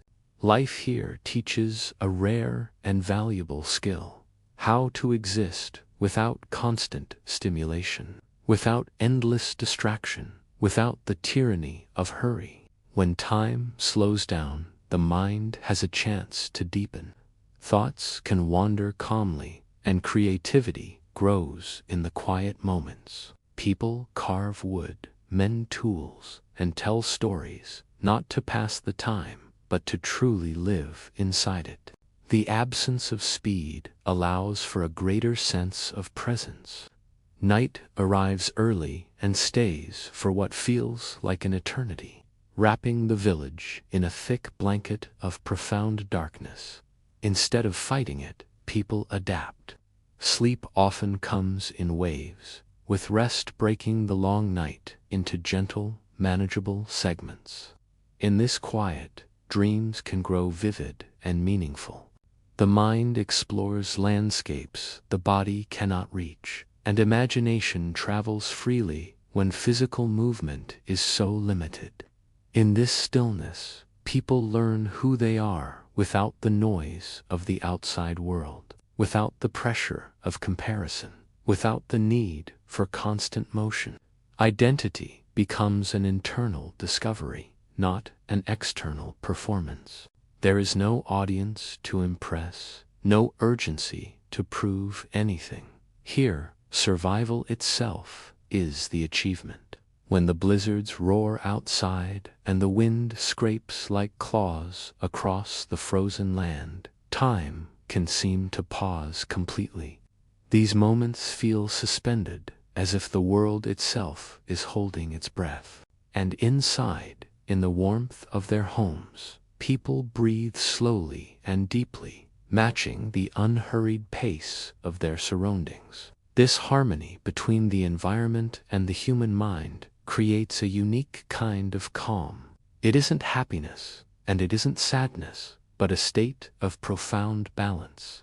The extreme cold strips life down to its absolute core, and in doing so, it reveals what truly matters: warmth, presence, patience, and endurance.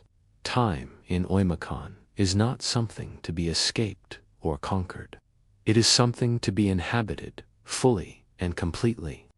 Here, where winter dominates the year, people learn to live, not against time, but within it calmly, quietly, one slow breath at a time. Thank you for watching. If you found this journey into a different sense of time fascinating, please like this video and subscribe for more stories from the quiet corners of our world. In the remote Siberian village of Oymyakon, one of the coldest inhabited places on Earth, human connection isn't a matter of choice, it's a matter of survival. Here, the biting cold transforms how people relate to one another. Isolation isn't just lonely, it's dangerous. Closeness isn't a preference, it's an absolute necessity. You won't find people keeping a polite distance here. Instead, they stay close, drawn together by the primal need to survive. Every bond carries immense weight because every single person matters.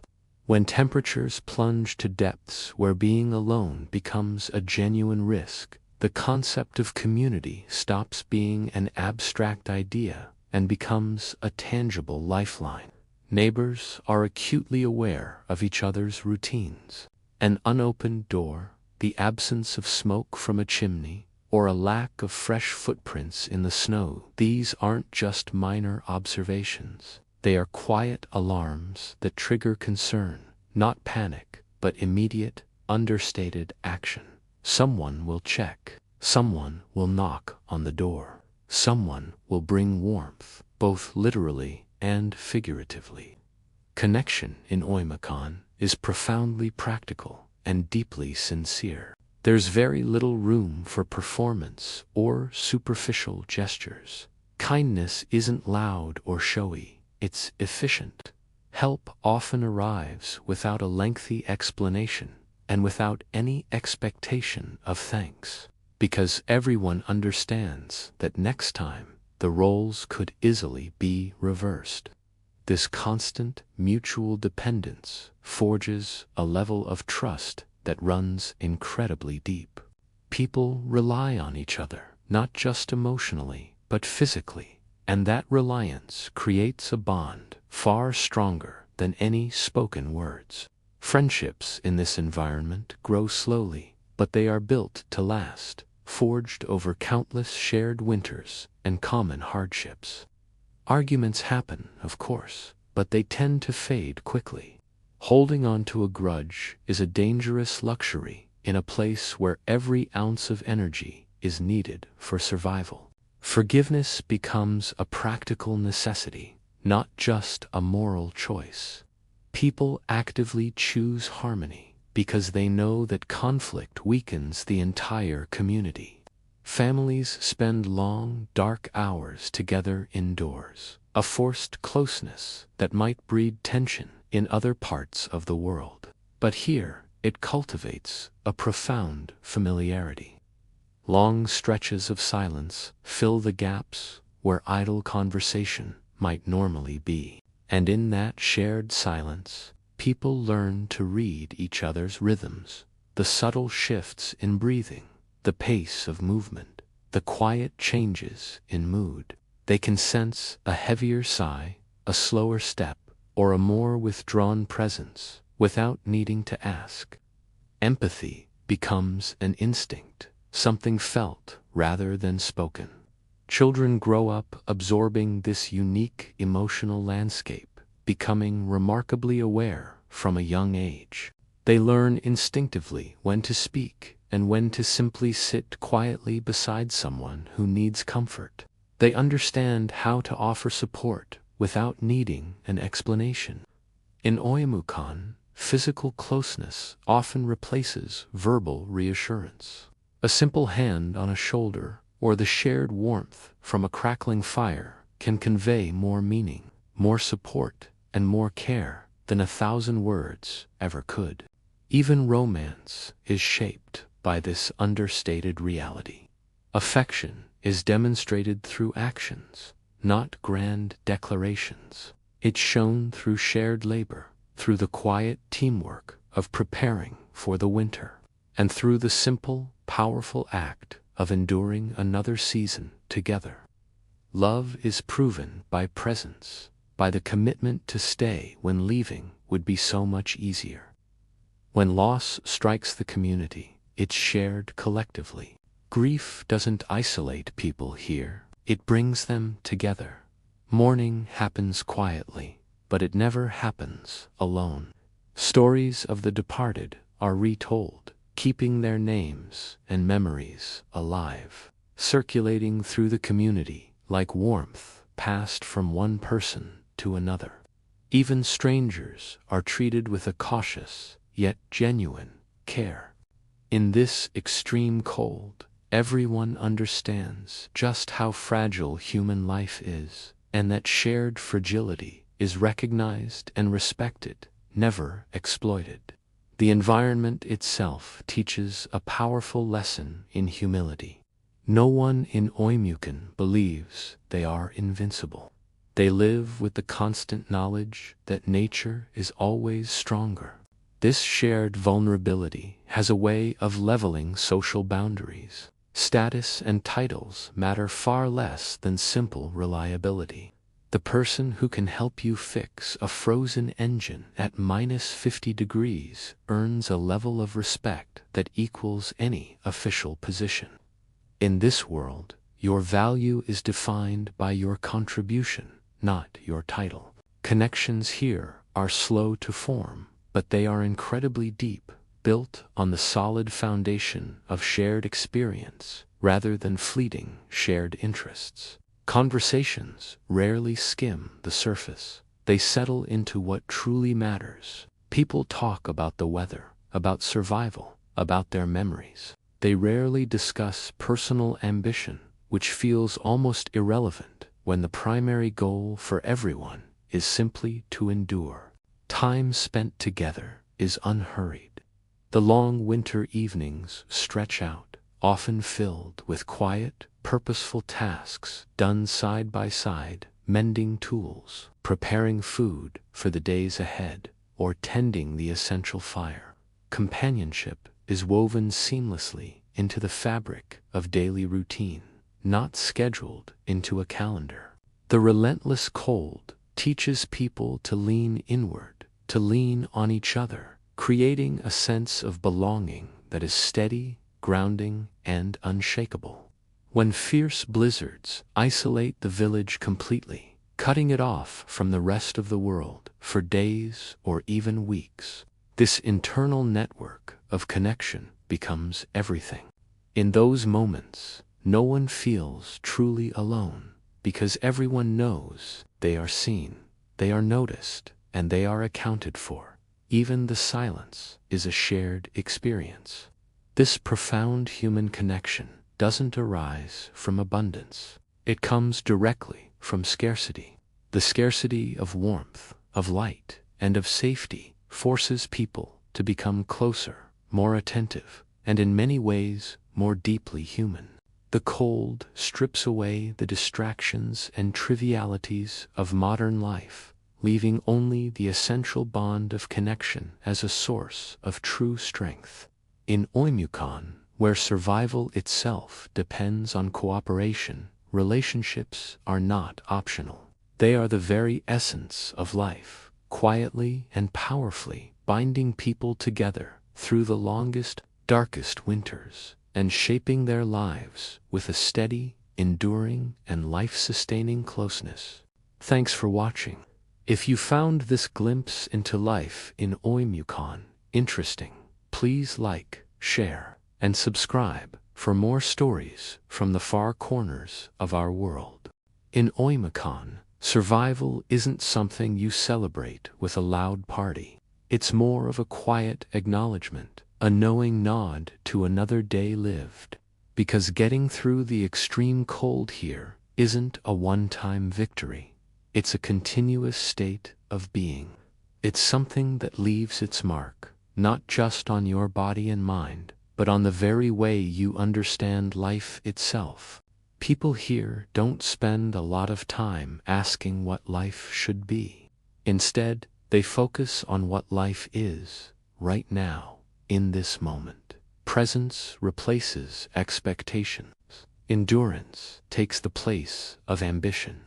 As the winters pass and the years accumulate, what you're left with isn't a list of achievements or a collection of trophies. It's a deep, profound familiarity with yourself, with your limits, with your patience, with your own inner strength. The cold has a way of stripping away all illusions. It's a powerful teacher, and its first lesson is that our control over the world is partial at best. Adaptation is everything. You learn that true strength doesn't come from trying to dominate your surroundings, but from being flexible. It comes from listening to the wind, from watching the ice, from adjusting your plans again and again without a hint of resentment. Survival in this environment leaves behind a remarkable clarity. Your priorities become incredibly simple. Warmth matters. Connection with others matters. Rest matters. All the excess, all the noise and clutter of modern life, it just falls away naturally.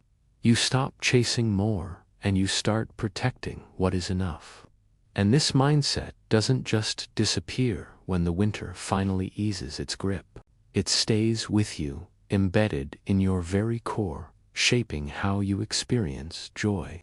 The smallest comforts feel intensely meaningful. A hot meal, a calm and quiet night, a moment of shared silence between friends. These moments hold a real weight and significance. Even memory itself starts to change. The individual winters might blend together into one long, cold season, but the lessons they taught remain sharp and distinct.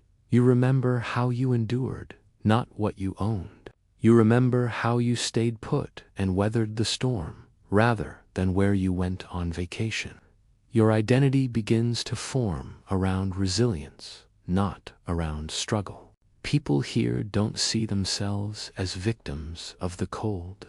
They define themselves as those who live with it, as partners in a difficult dance. This quiet confidence filters into every aspect of life. Fear loses its sharp, biting edge because uncertainty is just a familiar old friend. When new challenges arise, the response is measured and calm, not dramatic or panicked. Survival has already taught the hardest lesson of all, that life is going to continue whether you panic or not. So, you might as well stay calm. And this calmness isn't a passive state of giving up. It's an active acceptance, a readiness to respond to whatever comes your way without putting up a fight. Relationships deepen in a way they might not elsewhere, forged in the crucible of shared endurance. Trust strengthens through the repeated experience of winters survived together. You learn very quickly who will show up when things get tough, who will act without being asked, who will stay by your side. Promises in Oymyakon are rarely spoken out loud, but they are almost always kept. The environment subtly shapes a unique code of ethics. Reliability becomes the highest virtue. Consistency becomes a mark of honor. Survival also leaves behind a deep and abiding humility. No one here believes they are a self-made person. Everyone knows, without a doubt, that they depend on others. They depend on the fickle weather, on meticulous preparation, on good timing, and on a little bit of luck. Gratitude exists quietly, just beneath the surface of the daily routines. It's expressed through acts of care and support rather than grand words or gestures. When someone helps you, you don't just say thank you. You show up for them when they need it. As the seasons slowly, almost reluctantly, begin to shift and the light returns, the village doesn't erupt in wild celebration. The relief is gentle, almost cautious. Spring is welcomed calmly, with the full knowledge that winter will always return. But that knowledge doesn't create a sense of dread. It creates a state of readiness. The cycle of the seasons is accepted, not feared. This is the wisdom of Oymyakon, a wisdom that can't be taught in a book or a classroom. It can only be lived. It teaches you that comfort is temporary, but resilience can be permanent. It teaches that silence can be deeply supportive, and that stillness can be a source of strength. It shows you that slowing down doesn't mean you're falling behind. It means you're staying aligned with the rhythm of reality. And so, when night falls again, and the biting cold presses against the walls and windows, the people of Oymyakon rest with a deep understanding. They've done this before, and they can do it again. Survival here leaves behind a quiet pride. It's not a pride in conquering nature, but a pride in coexisting with it, in finding a way to live in harmony with one of the harshest environments on Earth. In Oymyakon, where the cold defines everything, what remains after every winter isn't just exhaustion, it's a calm certainty. A certainty that as long as your breath continues to cloud in the air, as long as the warmth is protected inside, and as long as the connection to your community is maintained, life will endure. Slowly, steadily, one quiet day at a time. Thanks for watching. If this story resonated with you, consider subscribing for more journeys into the heart of human experience. In Oymyakon, the body isn't treated as something separate from the cold. It's shaped by it, trained by it, slowly molded through years of exposure and adaptation. People here don't expect comfort from their bodies. They expect cooperation. Muscles learn restraint, and movements become economical. Nothing is wasted. Even breathing is measured, slow and deep, because shallow breaths burn the lungs. Skin thickens, circulation adapts, and your extremities learn to survive with less warmth. Pain becomes information rather than just an alarm. A sharp sting warns, a dull ache instructs. The body becomes a quiet listener. People recognize the difference between discomfort and danger instinctively. This awareness is learned early on. Children understand when to come inside without being told, when their fingers must be warmed, when rest is necessary. Physical limits are respected, not challenged. There is no pride in pushing too far. Exhaustion isn't admired here, it's corrected. The cold punishes bravado quickly, so bodies learn humility. Strength becomes subtle, not explosive. Endurance replaces raw power. People can carry heavy loads slowly, walk long distances carefully, and stand still in freezing air without panic. The body learns to hold heat by staying calm. Shivering wastes energy, and tension drains warmth. Relaxation conserves it. This creates a strange paradox where softness becomes a form of strength. Relaxed muscles endure longer than rigid ones. People move deliberately, constantly adjusting their layers, their pace, listening to their body's signals. Hunger is recognized early, and thirst is respected immediately. Ignoring these needs invites risk, so self-care becomes survival, not indulgence. Bodies rest often, not because of laziness, but because recovery is essential. Sleep is protected, warmth is prioritized, and food is valued deeply. The body's relationship with time changes, too. Recovery takes longer, and movement slow with age. People accept this without frustration. Aging is visible and honored. Older bodies hold knowledge, even when their physical strength fades. Elders teach the younger generations how to move, how to dress, how to conserve energy, and how to survive another winter. Illness is treated with caution. Symptoms are monitored carefully, and warmth is applied immediately. Prevention matters far more than a cure, especially when medical help is distant and unreliable. The body becomes its own warning system, and people learn to trust it implicitly. Even scars tell stories of survival. Frostbite marks, cracked skin, stiff joints, these aren't hidden. They are reminders of winters endured, a visible history carried on the body. This creates a profound respect for physical limits and a deep gratitude for function. When someone can still walk, still work, still breathe easily, it is truly appreciated, not taken for granted. Daily movement becomes intentional and purposeful. Nothing is done casually. Even standing still has meaning. The cold teaches presence through the body. Every sensation anchors your attention in the present moment. You can't drift mentally when your skin registers the temperature so instantly. Awareness stays sharp, embodied. The body becomes a compass, guiding your decisions, telling you when to stop, when to continue, and when to retreat. This deep bodily intelligence reduces fear because the unknown becomes familiar through sensation. People trust themselves. They trust their bodies to signal danger early, and they trust their habits to keep them safe. This confidence is quiet, unspoken. It lives in their posture, in their movement, in their calm breathing under extreme conditions.